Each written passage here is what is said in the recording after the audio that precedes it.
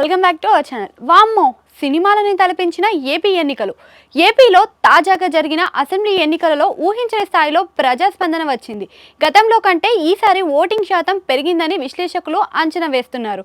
అయితే ఏపీ రాజకీయాలు అంటేనే దేశవ్యాప్తంగా ఓ ప్రత్యేకమైన ఆసక్తి ఉంటుంది. దేశంలోనే ఎన్నికల కోసం అత్యధిక డబ్బులు ఖర్చు చేసే నాయకులు ఏపీలోనే ఉన్నారు. విచ్చలవిడిగా ఓట్ల కోసం డబ్బులు వెదజల్లుతూనే ఆరోపణలు ఉన్నాయి. ఓటుకు 5,000 రూపాయల వరకు కొన్ని చోట్ల ఇచ్చారని, 10 కోట్ల నుంచి 100 కోట్ల వరకు నియోజకవర్గానికి ఖర్చు చేశారని టాక్స్ నడిచాయి.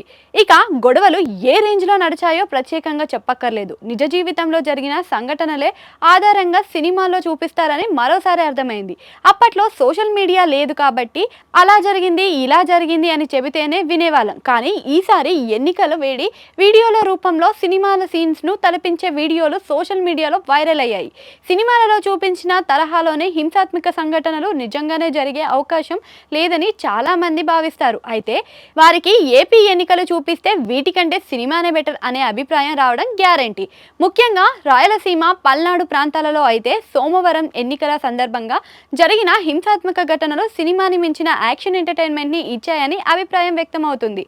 ఓ ఎమ్మెల్యే పబ్లిక్గా ఓటర్ మీద దాడి చేయడం, అతని మీద ఓటర్ అటాక్ చేశారు. మరో ఎమ్మెల్యే పోలింగ్ బూత్లోకి వెళ్లి ప్రత్యర్థి పార్టీలను, ఏజెంట్లను బలవంతంగా బయటికి లాక్కొని వచ్చి రిగ్గింగ్కి పాల్పడే ప్రయత్నం చేశారు.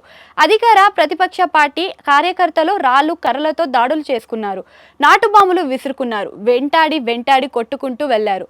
పోలింగ్ ఏజెంట్లను కిడ్నాప్ చేశారు. ఈవీఎం మిషన్లను ధ్వంసం చేశారు. సీసీ కెమెరాలను కూడా ధ్వంసం చేసి రిగ్గింగ్లకు పాల్పడ్డారు. ఎమ్మెల్యే ఇంటిపైన దాడులు కూడా చేశారు. కొంతమంది ఎమ్మెల్యే రోడ్ల మీద పరిగెత్తించారు. బలగం ఉన్న చోట ఓటర్లని సైతం బెదిరించి భయపెట్టే ప్రయత్నం చేశారు. ఈ సంఘటనలు అన్నీ కూడా సినిమా స్టైల్లో ఉండడం కూడా విశేషం.